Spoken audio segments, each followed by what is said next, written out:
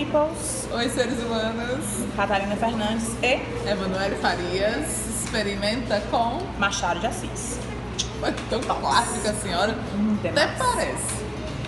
Vou falar do Machado de Assis. Machado de Assis tem o óbvio que todo mundo sabe. Machado de Assis, mulato, pobre, gago, epilético, autodidata, isso todo mundo sabe.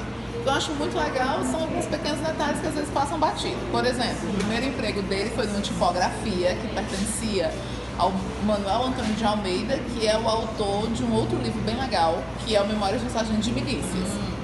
E lá nessa tipografia ele ficava gazeando o trabalho, porque ele ficava nas estantes lá atrás, lendo. E aí o coleguinha, Cabueta, chegou e falou assim: ei, seu Manuel Antônio de Almeida, o Machado de Assis, não devia chamar de Machado de Assis, devia chamar de Joaquim, né? O Joaquim Maria tá lá atrás gazeando o trabalho, lendo o livro. E aí o Manuel Antônio de Almeida fez o quê? Demitiu, foi? Promoveu. Ah, graças a Deus. Promoveu, porque ele entendeu que o cara tava... Gente, meu coordenador devia ser assim. Também acho, né? Não estamos fazendo apologia a gazear nada. E aí o primeiro emprego dele foi esse. Outra coisa bem legal é que ele casou com uma moça chamada Carolina. O irmão dela trouxe a Carolina de Portugal para o Brasil, porque lá ela tinha se envolvido com um cidadão que não casou com ela, e aí para não ficar mal falada, e lá ela não ia conseguir casamento mesmo. E aí quando chegou aqui, o Machado de Assis sabia de toda a história e casou com ela. Foi a única mulher da vida dele, assim, não sei se ele casou mesmo, mas enfim, casou com ela, morreu. Ela morreu antes dele, ela morreu em 1904, ele morreu em 1908. Dizem que entre 1904, que foi o ano que ela faleceu, até ele falecer, ele só definhou. E a Carolina foi uma grande incentivadora do Machado de Assis, porque quando ele escreveu Memórias Póstumas de Brás Cubas, que é o primeiro livro do realismo, né, no Brasil, ele apresentou para Carolina. Ele já tinha escrito outros livros românticos, e aí ele apresentou esse livro completamente nada a ver com o estilo, e aí ele disse assim: ei, olha aqui. Aí ela falou assim: ei, esse aí é teu estilo, cola que é sucesso. E aí começou o realismo no Brasil, foi assim. Eu gostei de Carolina. Não é? Carolina. Mas a gente não vai falar do Memórias Póstumas, a gente vai falar do Dom Casmurro. Sim, sim. A gente vai falar de uma cena específica do Dom Casmurro. As pessoas gostam muito de falar do Dom Casmurro. É traição, não sei o que, não sei o que, não sei o que. Eu acho um saco isso. Não tem traição. Se tem, tá nas entrelinhas que só você viu, querido. Tem ciúme? Tem. Ciúme doentio. O Dom Casmurro, né, o Bentinho, tinha lá toda uma fragilidade emocional que ele projeta na Capitu. Capitu é mulher demais pro caminhozinho dele. E aí a gente vai falar de uma cena específica, que é a cena do beijo. O contexto é o seguinte: o Bentinho vai lá fazer o cabelo da Capitu. Penteia, penteia, penteia. No final, a Capitu vira a cabeça para trás e dá um beijo no Bentinho. A gente quer falar da reação dos dois, que são diferentes. O Bentinho, ele diz assim, ó: grande foi a sensação do beijo. Capitu ergueu-se rápida, eu recuei até a parede com uma espécie de vertigem, sem fala, olhos escuros. Quando eles me clarearam, vi que Capitu tinha os seus no chão. Não me atrevi a dizer nada, ainda que quisesse. Faltava-me a língua. Preso, atordoado, não achava gesto nem ímpeto que me descolasse da parede e me atirasse a ela com 1000 palavras cálidas e mimosas. A Capitu reage, falante, desembaraça o cabelo, faz toda uma loucura lá no cabelo e fica toda falante com a mãe dela. Quem flagrou os dois se beijando foi a Dona Fortunata, que é a mãe dela. E ele fica nesse estado aí, coitado, cozido à parede, costurando a parede. Ou seja, ele travou, literalmente. Então, na realidade, o que acontece nos dois, né, eles levaram um grande susto. O corpo, no sistema nervoso central, você tem as catecolaminas, que são grupamentos químicos que são produzidos, e aí, dependendo do tipo de catecolamina que foi produzida, em maior quantidade naquele momento, você vai ter uma ação sobre o corpo. A ação dele, que travou, fechou ali no canto, tecnicamente, pela análise mais grosseira, ele teve uma superprodução de um negócio chamado de dopamina. A dopamina, ela é um ativador neurológico, só que em pequenas quantidades eu ativo o cérebro. Em grandes quantidades eu travo, eu congelo.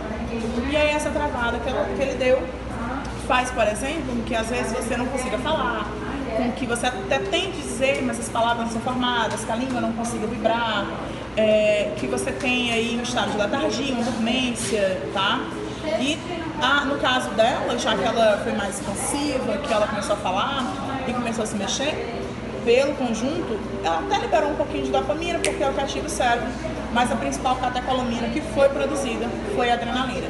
E aí você faz a linha louca, né? Que você às vezes faz, você não sabe nem o que você está fazendo, mas você faz.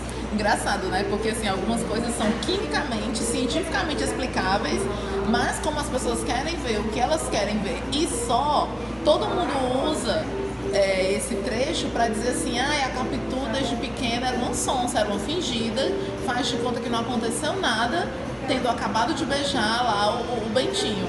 E ele, coitadinho, né, pobrezinho, vítima da Capitu, fica lá sem reação, né? Porque ele diz assim, ó, como eu quisesse falar também, eu, o Bentinho, né, que é narrador personagem, como eu quisesse falar também para disfarçar o meu estado, chamei algumas palavras cá de dentro e elas acudiram de pronto, mas de atropelo.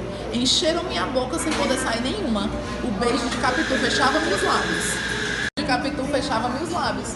Então, assim, as pessoas ficam fazendo toda essa, por que o Bentinho não sei o que não reagiu e a Capitu reagiu porque ela é uma sonsa, ela é dissimulada, né? Os olhos de cigana, oblíqua e dissimulada, né?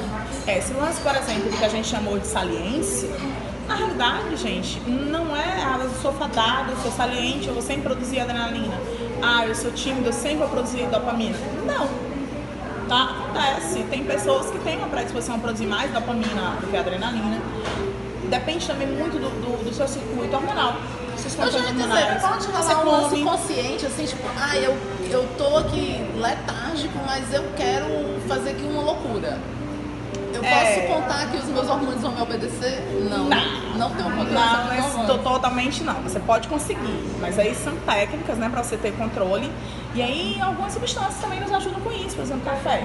Toma café demais pra ver como você tem um descarga de adrenalina, fica louco, você não consegue, você sente seu corpo vibrar, entendeu? O mesmo, algumas pessoas têm uma facilidade de produção de dopamina a partir de determinados grupamentos de frutos, por exemplo, o pessoal com maracujá se tranquiliza. Parte devido à ação realmente calmante que o produto tem, mas uma outra parte, onde as pessoas acham que já é efeito, porque eu acredito que eu vou me acalmar e acaba me acalmando, porque o cérebro também tem essa possibilidade, tá? Entendi. Algumas pessoas até utilizam isso lá na homeopatia como um efeito em que você acredita que algo vai acontecer e realmente aquilo acontece.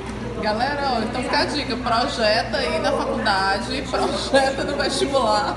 Projeto já passando. Visualize você com o seu caderno do Pokémon, entendeu? No primeiro dia de aula, aquela chinela baiana massa. Eu já falei pra você, eu quero lembrar. Gente, junta dinheiro, gente, não tem noção. Xerox é caro, filho. A professora tá fazendo dieta agora. Faça não, filho. Primeiro semestre você vai fazer dieta. Você não tem condição de ter dinheiro pra bater xerox e comer todo dia, não. Voltar pra casa, você vai ter que voltar, entendeu? Mas comer e tirar xerox são duas ações antagônicas, entendeu? Não dá, não tem Paradoxo, né? É praticamente um paradoxo. Ou você, estagiária, está rindo porque ela vivencia esse momento. Esse é o momento nosso estagiário, a gente sofre, entendeu? Ela tá se reconhecendo nesse momento. Tá se reconhecendo. Mas é isso, foco que vai dar certo. E para de julgar a Capitu, que saco. Nem lê o livro e fica julgando. Experimenta, gente. Lê o Dom Casmurro. Beijo grande, até a próxima.